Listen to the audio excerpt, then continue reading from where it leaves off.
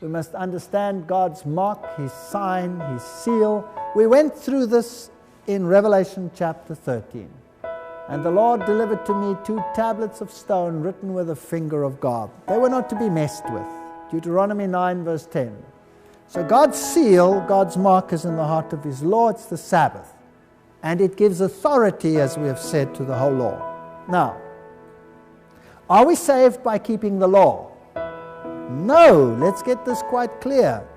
But without keeping the law, will we be saved? No. See?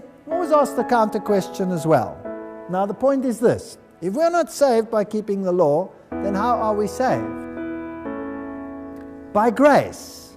Grace saves us. 100%. Grace saves us. We are saved by grace. So, if I now keep the law, what am I acknowledging by keeping the law? I'm acknowledging a higher authority than myself. Is that correct? If I keep the law, I am acknowledging a higher power than myself. And if I keep it exactly like He said, I'm acknowledging His authority. Is that correct? So whose righteousness am I acknowledging? Jesus's. So don't think that by saying keep the law, you are legalistic. No. In actual fact, by keeping the law, if you do it right, you are propagating righteousness by faith. Because you are acknowledging His superiority in your life. You are acknowledging your dependence upon Him.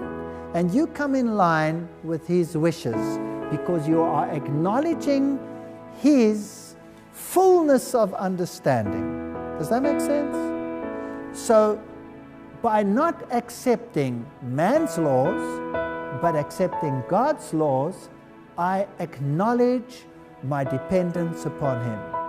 And I accept His righteousness by faith. So the mark of the beast message involves righteousness by faith and obedience as a consequence. As simple as that. I gave them my Sabbaths as a sign between me and them, that they might know that I am the Lord that sanctifies them. So where does your righteousness come from? From Him, not from me. This is righteousness by faith. So the third angel's message is righteousness by faith in verity. Absolutely.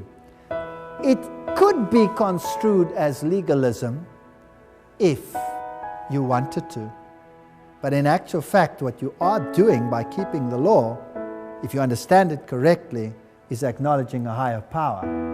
And the mark of the beast, Sunday is our mark of authority. Well, they say it themselves.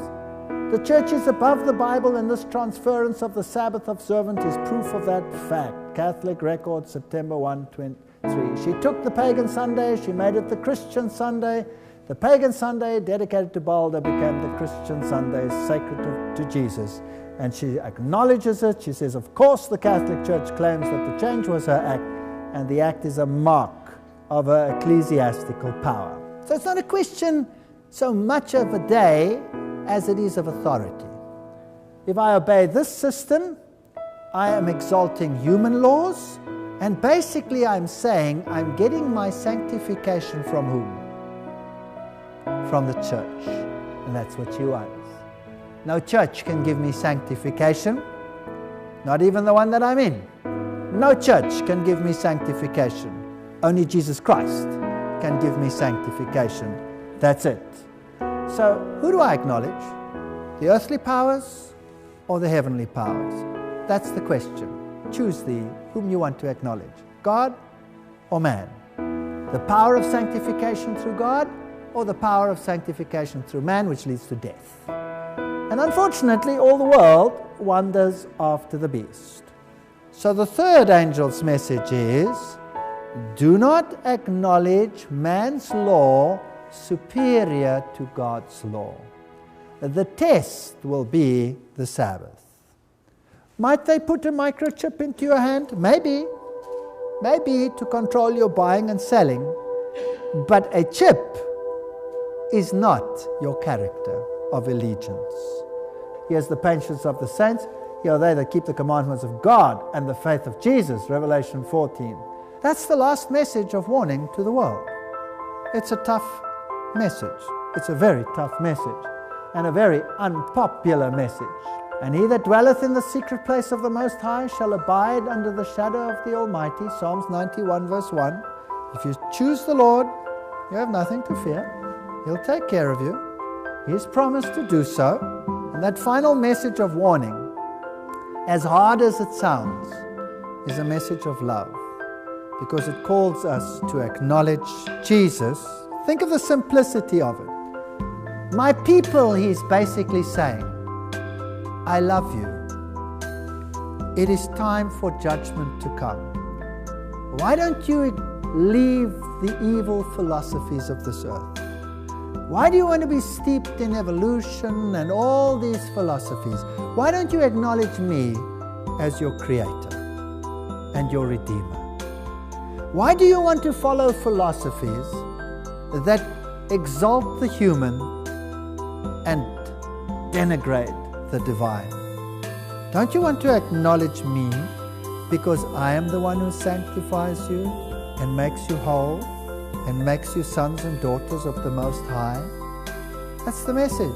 Isn't it a nice message? It's a sweet call from the Lord above, saying, come, my children, why would you be lost? And you can listen or you can reject. That's the final message to this world. It's tough, but I believe it's true. Amen.